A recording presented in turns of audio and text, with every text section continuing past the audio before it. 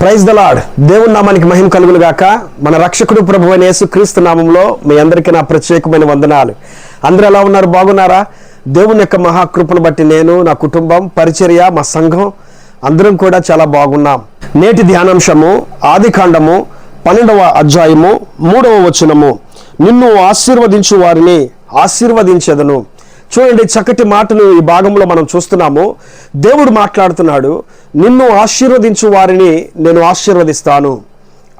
అబ్రహాముతో దేవుడు చక్కటి మాట మాట్లాడుతున్నాడు. అబ్రహామా, నిన్ను ఆశీర్వదించు వారిని నేను ఆశీర్వదిస్తాను.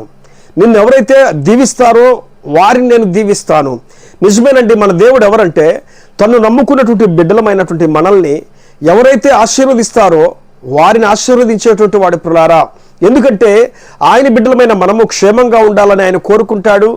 ఆశీర్వాదాలు పొందుకోవాలని కోరుకునేవాడు ఆయన. మనం ఆశీర్వదించబడాలని అనుకునేవాడు ఆయన.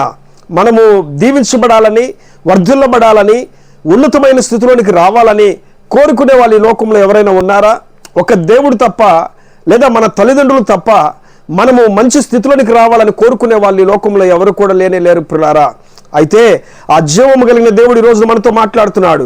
నిన్ను ఆశీర్వదించు వారిని నేను ఆశీర్వదిస్తాను, నిన్ను దీవించు వారిని నేను దీవిస్తానని చెప్పానని బైబిల్ గ్రంథంలో దేవుని బిడ్డలను ఆశీర్వదించిన వారిని ఆయన ఆశీర్వదించినట్లుగా ఎన్నో సందర్భాల్లో మనం చూస్తాం పిల్లారా. ఆయన ప్రజలను ఆశీర్వదించిన వారిని ఆయన హక్కునకు చేర్చుకుంటూ తీసుకుని వెళ్ళినట్లుగా మనం చూస్తున్నాం పిల్లారా. యెరికో పట్టణంలో రహాబైన వేశ్య దేవుని ప్రజలను తన ఇంటి చేర్చుకుంది. తన ఈ ప్రజలకు సహాయం చేసింది. ఆ ప్రజలను తప్పించింది ప్రమాదం నుంచి. ఆ ప్రజలను ఆదుకుంది ఒక కఠినమైన పరిస్థితుల్లో. దేవుడు ఆమెను, ఆమె కుటుంబాన్ని ఇశ్రాయేలు ప్రజలతో పాటుగా ఆశీర్వదించుకుంటూ ఆయన తీసుకుని వెళ్ళినట్లుగా బైబిల్లో మనం చూస్తున్నాం. అలాగే మోయాబు దేశస్తురాలు రూతుని దేవుడు ఎంత గొప్పగా ఆశీర్వదించాడో మనందరికీ తెలుసు. రూతు తన యొక్క అత్తతో వచ్చి నయోమితో చెప్తుంది, నీ దేవుడే నా దేవుడు, నీ ప్రజలే నా ప్రజలు, నువ్వు ఎక్కడైతే మృతి పొందుతావో నేను కూడా అక్కడే మృతి పొందుతాను అత్తమ్మ అని చెప్పి వాళ్ళ అత్తగారితో పాటుగా నడుచుకుంటా ఆ యొక్క మోయాబు దేశాన్ని విడిచిపెట్టి మరలా బెత్లెహేము దగ్గరికి రొట్టెల ఇంటికి వచ్చినప్పుడు దేవుడు అత్తగారితో పాటుగా వచ్చినటువంటి కోడల్ని బహుగా ఆశీర్వదించాడు, బహుగా దీవించాడు పిల్లారా. ఎప్పుడైతే మనల్ని ఇతరులు ఆశీర్వదిస్తారో ఆయన బిడ్డలం మనం కాబట్టి మన దేవుడు మనల్ని ఆశీర్వదించడమే కాదు, మనల్ని ఆశీర్వదించిన వారిని కూడా ఆశీర్వదించేటువంటి దేవుడు పిల్లారా. ఒకసారి ఇశ్రాయేలు ప్రజలను శపించాలని బాలాకు అనేటువంటి ఒక రాజు బిలాము అనేటువంటి ఒక ప్రవక్తను తీసుకొని వస్తాడు. ఈ బిలాము అనేటువంటి ప్రవక్త తన గ్రంథాలు తెరిచి ఇశ్రాయేలు ప్రజలను డబ్బు కోసం కక్కుర్తిపడి ఆయన శపించడానికి గ్రంథం ఓపెన్ చేస్తే ఆ గ్రంథం చదువుతున్నప్పుడు తనకు తెలియకుండానే తన నోట్లో నుంచి వస్తున్న మాట ఏంటో తెలుసా? ఇశ్రాయేలు ప్రజలను దీవించువారు దీవించబడతారు, ఇశ్రాయేలు ప్రజలను ఆశీర్వదించువారు ఆశీర్వదించబడతారు, ఇశ్రాయేలు ప్రజలను శపించువారు శపించబడతారు అనేటువంటి మాటను మాట్లాడతాడు పిల్లారా. కాబట్టి ఎవరైతే ఇశ్రాయేలు ప్రజలను ఆశీర్వదిస్తారో వారు ఆశీర్వదించబడతారనే మాట అతని నోట్లో నుంచి వచ్చినప్పుడు ఒక్కసారిగా బాలాకు భయపడిపోతాడు, ఆశ్చర్యపోతాడు. నేను శపించాలని తీసుకొచ్చాను కదా, వీరు పాడైపోవాలని తీసుకొచ్చాను కదా, ఇతని నోట్లో నుంచి ఏంటి, నా కోసం వచ్చిన మనిషి, నా డబ్బుతో వచ్చినటువంటి మనిషి, నేను పిలిస్తే వచ్చినటువంటి మనిషి ఇతను ఇట్లా శపిస్తున్నాడేంటి, ఇట్లాగా మాట్లాడుతున్నాడేంటి, నన్నేంటి ఇట్లాగా అవమానంగా చేస్తున్నాడని చెప్పానని బాలాకు ఆశ్చర్యపోతున్నాడు పిల్లారా. కానీ దేవుని యొక్క ప్రణాళిక, ఆయన ప్రజలను ఆశీర్వదించువారు ఆశీర్వదించబడతారు, ఆయన ప్రజలను దీవించువారు దీవించబడతారు. ఈరోజు నువ్వు ఎక్కడైతే నివసిస్తున్నావో, నువ్వు ఏ ప్రాంతంలో అయితే నివసిస్తున్నావో అక్కడ నిన్ను శపించేవారే ఉన్నారా, నిన్ను ఆశీర్వదించువారు ఉన్నారా? ఎవరైతే నిన్ను ఆశీర్వదించువారు ఉన్నారో, నీ బాగోగులు చూసే వాళ్ళు ఉన్నారో, నిన్ను ప్రేమించే వాళ్ళు ఉన్నారో వారు బహుగా ప్రేమించబడతారు, వారు బహుగా ఆశీర్వదించబడతారు. ఎవరైతే నిన్ను శపించాలని ఆలోచన చేస్తూ ఉంటారో వారు బహుగా శపించబడతారు. ఎందుకంటే మనము ఆరాధించుచున్న దేవుడు మనల్ని ఆశీర్వదించు వారిని ఆశీర్వదించువాడు, శపించు వారిని శపించేటువంటి దేవుడు.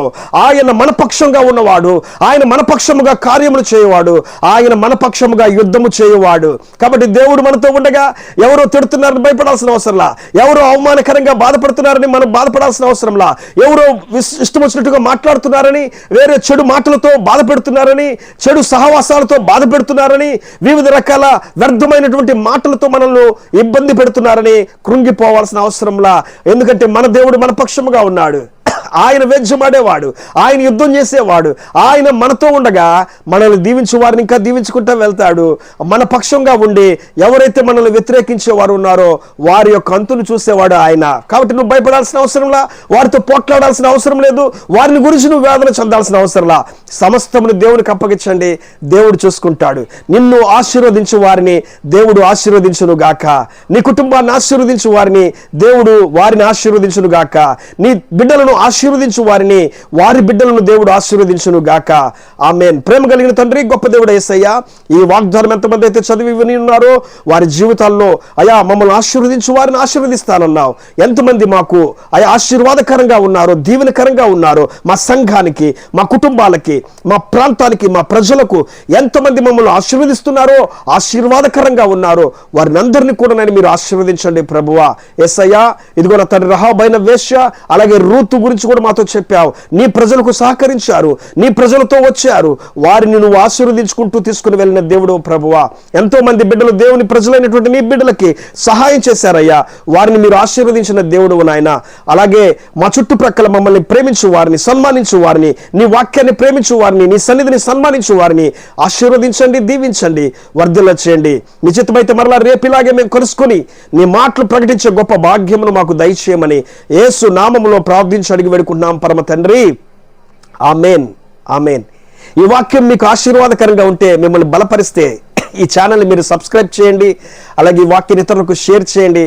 దానివల్ల దేవుని యొక్క వాక్యం బయటికి వెళ్తుంది. కొంతమంది కొత్త వాళ్ళు వాక్యాన్ని వింటారు, తెలుసుకుంటారు, బలపరచబడతారు. దేవుడి చిత్తమైతే మరలా రేపు కలుద్దాం. అందరికీ వందనాలు.